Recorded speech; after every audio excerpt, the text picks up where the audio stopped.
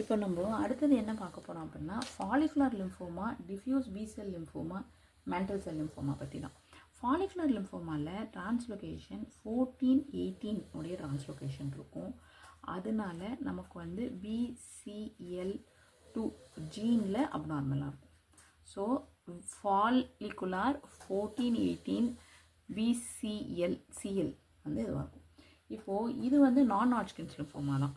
இது வந்து ஹாட்ச்கின்ஸ் கிடையாது, நான் ஹாட்ச்கின்ஸ் லிம்ஃபோமா தான். நான் தான் சொன்னேன்ல, ஹாட்ச்கின்ஸ் வந்து அந்த ரீட்ஸ்டோன்பர்க் செல்ஸோடு இருக்கிறது. அந்த மாதிரி ப்ரெசன்டேஷன் இல்லாத மற்றது எல்லாமே follicular non Hodgkin's lymphoma.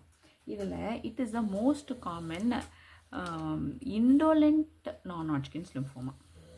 So இண்டோலென்ட்னா என்ன? இண்டோலென்ட்னா இட் இஸ் லெஸ் அக்ரெசிவ் அப்படின்னு அர்த்தம். So it is a most common indolent lymphoma வந்து நம்மளுடைய ஃபாலிகுலர் லிம்ஃபோமா தான்.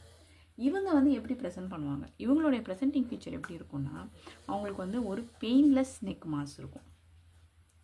ஸோ நெக் மாஸ், அந்த நெக் மாஸ் வந்து ஒரு 1 to 2 இயர்ஸ்க்கு ப்ரெசென்ட் பண்ணுவாங்க. So waxing waning neck mass. So வரும் போகும். ஸோ அந்த மாதிரி இருக்கும். ஆனால் இதில் வந்து ஒரு நல்ல விஷயம் என்னென்னா, ஃபாலிகுலர் லிம்ஃபோமாவில் இட் இஸ் லெஸ் அக்ரெசிவ், இண்டோலெண்ட்டாக இருக்கிறது தான் நம்மளுடைய ஃபாலிகுலர் லிம்ஃபோமாவே நல்ல விஷயம். ரெண்டாவது நம்மளுடைய டிஃப்யூஸ் பி செல் லிம்ஃபோமா.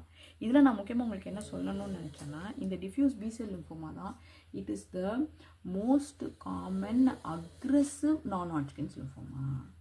ஃபாலிகுலர் லிம்ஃபோமா வந்து it will be less aggressive, ஆனால் ரொம்ப அக்ரெசிவாக இருக்கிறது டிஃப்யூஸ் பி செல். ஸோ பேரே சொல்லுதில்ல, டிஃப்யூஸ் பி செல் லிம்ஃபோமா. ஸோ டிஃப்யூஸ் எக்கச்சக்கமாக இருக்குது. So most common aggressive. அடுத்தது இங்கே வந்து எப்படி இருக்கும்னா, டிஃப்யூஸ் லார்ஜ் பி செல்ஸ் இருக்குது. ஸோ அப்படி தான் இந்த டிஃப்யூஸ் பி செல் லிம்ஃபோமா வந்து ப்ரெசென்ட் பண்ணுது. அடுத்தது நம்மக்கிட்ட இருக்கிறது mantle cell lymphoma. Mantle cell லிம்ஃபோமாவில் எதனால வந்திருக்கும் என்ன அப்படின்னா, mantle cell lymphoma is because of translocation 11-14. So இந்த மேண்டல் செல் பற்றி என்கிட்ட ஒரு கதை இருக்குது. எனக்கு அந்த கதை வந்து எனக்கு ரொம்ப பிடிக்கும். இப்போது நம்மளுடைய லிம்ஃபாய்ட் டிஷ்யூ இருக்குது. இது வந்து கார்டெக்ஸு, இது பேராகார்டெக்ஸு. பேராகார்டெக்ஸில் வந்து நமக்கு வந்து டி செல்ஸ்லாம் உண்டு பண்ணுது. ஆனால் கார்டெக்ஸில் தான் நம்ம பி செல்ஸ்லாம் வரும். ஸோ இந்த பி செல்ஸ் வந்து இப்படி தான் வந்து வந்துட்டுருக்கும். ஸோ பி செல்ஸ் இங்கே வந்து நமக்கு வந்து ஒரு ஜெர்மினல் சென்டர் இருக்கும். ஸோ ஜெர்மினல் சென்டர் இதுதான் நம்மளோட ஜெர்மினல் சென்டர். ஜெர்மினல் சென்டர் எதுக்கு அப்படின்னா, அங்கே வந்து மெச்சூர் ஆகிறதுக்கு தான் நம்மக்கிட்ட ஜெர்மினல் சென்டர் இருக்குது.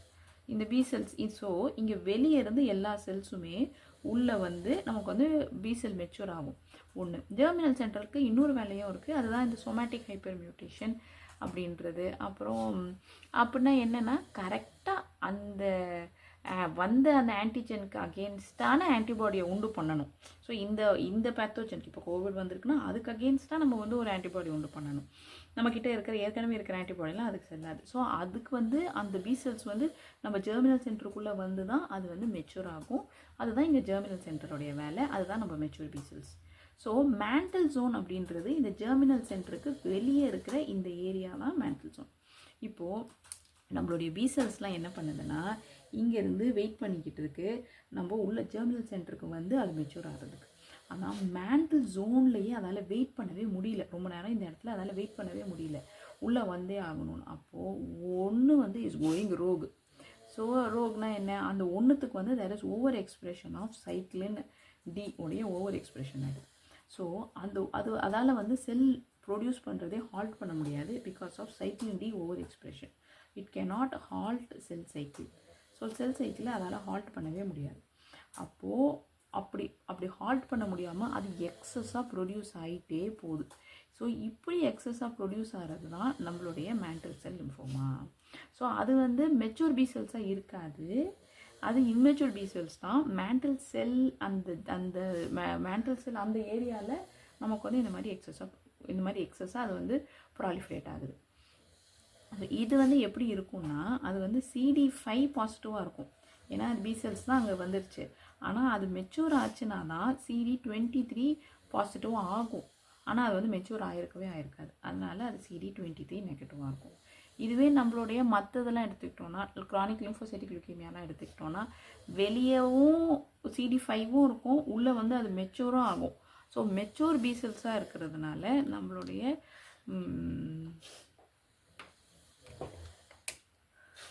க்ரானிக் லிம்போசைட்டிக் லுக்கீமியாவில் வந்து CD5ம் பாசிட்டிவாக இருக்கும், CD23யும் பாசிட்டிவாக இருக்கும். ஏன்னா அது வந்து உள்ள ஜெர்மினல் சென்டருக்குள்ளே வந்து அது மெச்சூர் பி செல்ஸாக ஆகும். ஸோ அதனால் இதுதான் இன் ஷார்ட் அபவுட் மற்ற நான் Hodgkin's lymphoma, follicular lymphoma, diffuse B cell lymphoma and mantle cell lymphoma.